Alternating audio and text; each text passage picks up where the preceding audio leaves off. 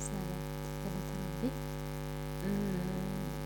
har'a dhufeen jira waan namni qabadhe isaa kun tambalalii koorratti argitanii waan baay'ee nama gaddisiisudha jechuudha.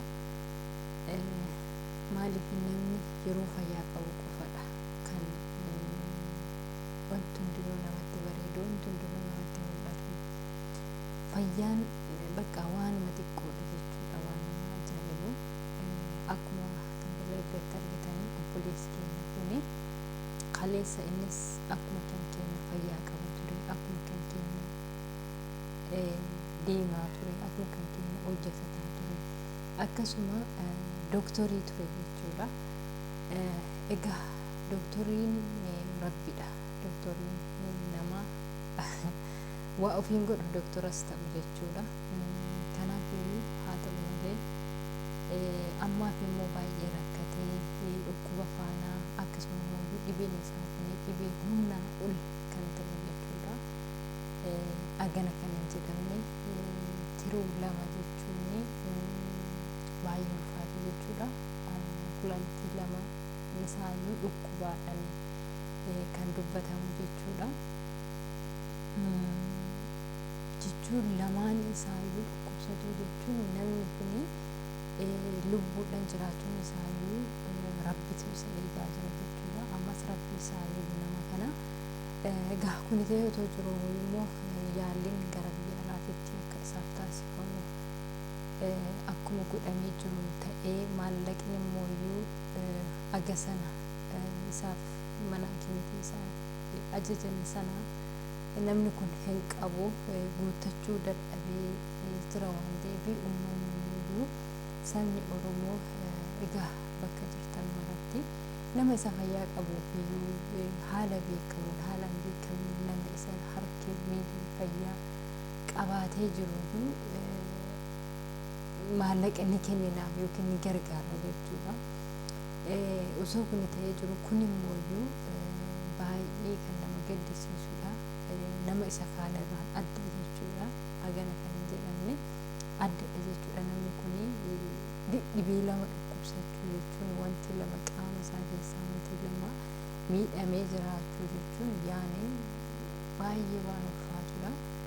Egaa kun ta'ee otoo jiru immoo maallaqni bakka mana yaalaa isaa ajajamee sana qaqqabuu fi yookiin immoo maallaqa sanaa dhabuun isaa waan baay'ee nama gaddisiisudha jechuudha. Kanaafiyyuu hundi keenyayyuu bakka jirutti obboleessa keenya kana du'aa ilaallee bira haa dhaabbannu. Wanta qabnu immoo xiqqaattu jechuudha.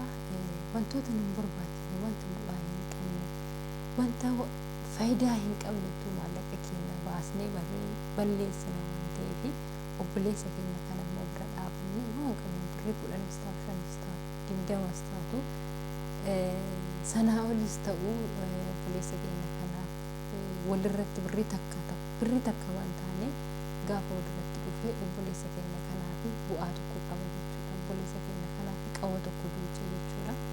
Kanaafiyyuu obboleessa keenya kana bira haa dhaabbannu sana jedha Oromoo koo dhugaa baay'ee baay'ee nama gaddisiise gaafan achitti mubaarakiin ijoolleedhaaf kadhachiisaa jira jechuudha. Maallaqa kadhataa jira mana saafamee irratti achirratti gizeen ilaalu dhugaa anjeetti kuna yaa jechuudha baay'eedha. Kanaafiyyuu yaa bobboo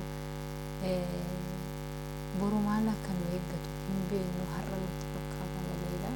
Maal akka taane hin beeknu boru nuti isa boru nuti amma maatiroostalii keessatti maal akka nu mudatu maal akka taanu hin beeknu dhugaa dubbachuudhaaf jechuudha.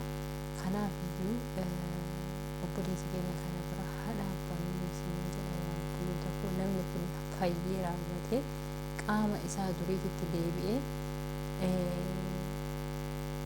akkuma keenyatti gara jireenya isaa kaleessa keessa jiraataa ture jechuun immoo jireenya karaa fuulduraa isaa gammachuudhaan jiraachuu danda'a hin beekamu rabbi isaa fayyisa jechuudha. Garuu har'a yoo nuti bira dhaabbachuu baanne har'a yoo nuti waan qabnu dhaabshee isa bira dhaabachuu baanne nama barbaachisa jechuudha. Wanti hundinuu nama barbaachisa yoo namni nama bira dhaabatu jiraachuu baate dhibee isa kanarratti miti waan xiqqoo irratti yoo nama bira qabaachuu qabaachuu baanne in ulfaata jechuudha baay'eedhaan namni nama barbaachisa. Kanaaf obboleessi keenya biraa haa dhaabbannu, obboleessi keenya kana biraa haala kallattii kamiiniyyuu obboleessi keenya kana biraa haa dhaabbannu. Du'aadhaanis maallaqa yoo qabaachuu baanne yoo waallee isaa gochuu baanne yaaduma keessa keenyatti du'aadhaan obboleessi keenya kana biraa haa dhaabbannu. Warri immoo yoo qabdanii maallaqa keessanis bira dhaabadhaa isinis yaa obboloota koo. Nama tokko du'arraa baraaru jechuun baay'ee guddaadha jechuudha.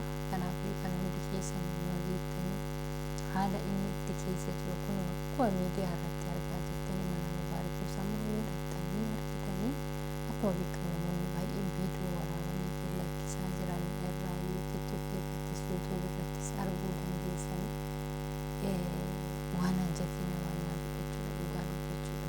Dhugaa baay'ee qeemsi koo gammachiise baay'ee anjatti koo nyaatitti dhagaafame ilaalu kaleessa akkuma keenya akkuma nama kamii utaalaa burraaqaa ture jechuudha.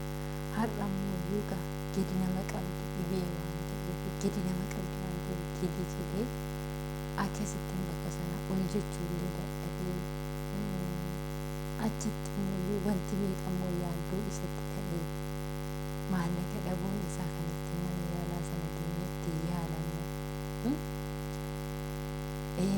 abdii nama kutachiisa jechuudha. Dhugaa dubbachuudhaa fi abdii nama kutachiisa. Wanti hundiyyuu gaafatti ilaalanii gaafatti yaadanii jedhanii abdii nama kutachiisa. Jireenya biyya lafaa kun silimayyuu biyyi lafaa kun nuuf gaarummaa qabaattee miti ammuma irra jirrutti waliif yaadnee wal gargaarree wal bira dhaabannee tokko taanee haa jiraannu malee biyyi lafaa kun inni keenya kun gaarummaa hin qabdu. Biyyi keenya asii miti gaafa gara biyya keenyaa deemnee immoo walii galteedhaaf jaalalaaf kabajaan amantaaf gandaaf kutaadhaan osoo waliin qoodin walii galteedha waliin jiraanna. Gaafa sana har'a garuu biyya lafaa kanarratti hundi keenya yoo garaagaritti wal qoodna jechuudha. Kutaadha wal qoodna, amantaa wal qoodna, garana garasii waliin jenna waa hedduudhaan gargar wal qoodna jechuudha. Garuu gara biyya dhugaatiitti deemne hundi keenya yoo lafa tokko jiraanna ishee sana yaadannee yookiin immoo ishee sana fuuldura keenya keenye osoo kun ta'eetu jiru har'as immoo biyya lafaa kanarratti wal bira haa dhaabannu. Yoo nuti wal bira dhaabannu ormi dhufee nu bira dhaabatu, yoo nuti bakka kufnee waliin kaasne ormi dhufee nu kaasu achitti nuti kolfee nu bira darba malee ormi dhufee lafa kufne sana kan nu kaasu hin jiru. Isin yaalamne koo yaabbannoon kan ta'e kanaaf iyyuu hundi keenya wal bira haa dhaabbannu. Lafa jirrutti immoo waliin haa yaadnu, walaa jaalannu, walaa kabajnu. Gaarii irrattis gammachuu irrattis gadda irrattis gaarii irrattis yaraa irrattis wal bira haa dhaabannu. Tokko haa taanuu isin jedha.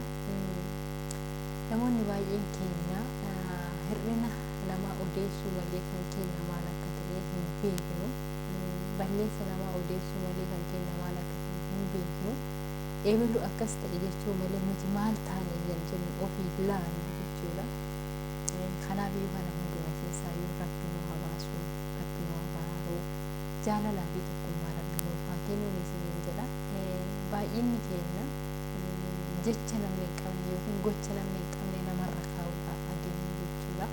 Yookiin immoo hojii namni sun hin hojjetin namni tokko hin hojjetin namni kun waan akkanaa jedhe namni kun waan akkanaa ta'e namni kun mee akkana godha kan jennu ofuma keenya falassamne kan kenna sana booda qollee ol kaawwannee yookiin immoo shaffannee geessifannee kan namaa odeessuu deemnu jechuudha. Because namoonni akkanatti waa'ee kanaa namarratti haasa'an ebiliin waan akkanaa goote ebiliin akkas taate ebiliin waan akkasitti jedhee namni namarratti haasa'u nama ofii isaatii waan akkasii hojjetu jechuudha. Hojii ofii isaatii oolmaan isaa gochi isaa hojiin isaa hundi waan sana ta'etuyyuu wanta hin fakkaanne tokko wanta hin jedhamne tokko namaan jedha. Kana hundumaa keessaa yommuu rakkoo haa baasu. Kanaaf iyyuu jaalalaaf tokkummaa qaban wal bira haa dhaabannu obboleessi keenya.